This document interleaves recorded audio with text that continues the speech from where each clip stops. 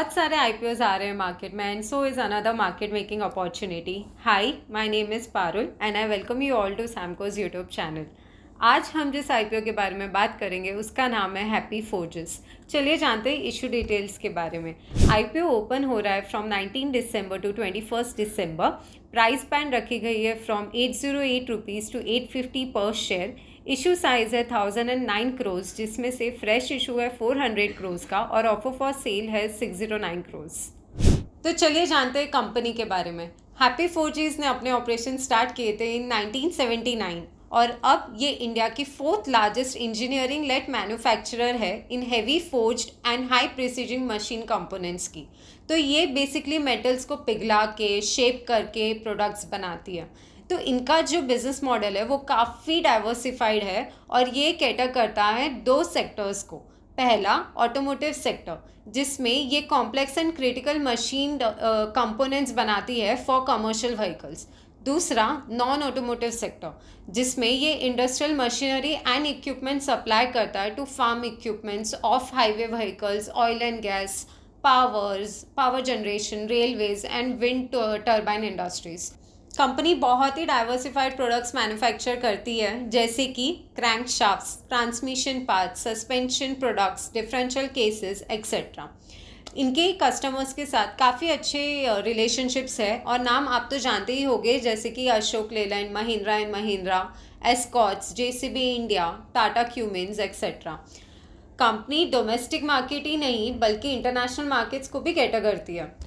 Company के financials के बारे में बात करें तो काफ़ी अच्छा ट्रैक रिकॉर्ड है of consistent growth and profitability. इनके revenues has increase at a CAGR of 43% from FY21 to FY23 और प्रॉफिट्स ग्रो हुए हैं at a CAGR of 55% during the same period.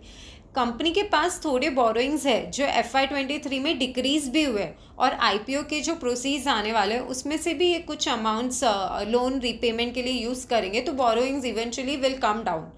और इनके जो असेट्स और नेटवर्क्स है इसमें भी हमें एक इंक्रीजिंग ट्रेंड दिखाई दे रहा है. अगर आप अपने पैसे किधर भी डाल रहे हो तो आपको उस कंपनी के बारे में इन एंड आउट रिस्क पता होना चाहिए. हैप्पी फोर्जेस अपने टॉप 10 कस्टमर्स पे काफ़ी डिपेंडेंट है. इनके टॉप 10 कस्टमर्स कंट्रीब्यूट करते हैं 70% ऑफ द रेवेन्यू. कंपनी का अपने कस्टमर्स के साथ में कोई परचेज एग्रीमेंट नहीं है, तो अगर ये कस्टमर्स इन्हें ऑर्डर्स ना दे तो इनके बिजनेस पे इम्पैक्ट आ सकता है. कंपनी रिलाय करता है on a very limited number of steel suppliers, जो कि है इनका मेन रॉ मटेरियल. क्योंकि कंपनी के पास कोई भी सप्लायर के साथ एक एक्सक्लूसिव एग्रीमेंट नहीं है, तो स्टील के सप्लाई में कोई भी इंटरप्शंस आता है तो इनके बिजनेस पे भी इम्पैक्ट आएगा. हैप्पी फोर्जेस के तीनों मैन्युफैक्चरिंग फैसिलिटीज़ लोकेटेड है इन Ludhiana, Punjab.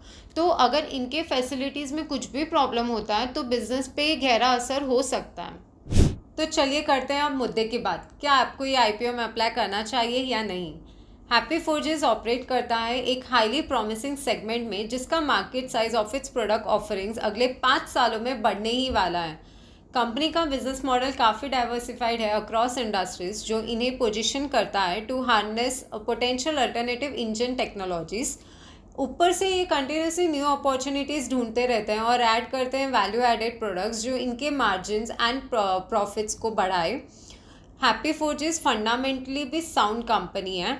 As compared to its peers इनका return on capital employed and return on equity best in class है.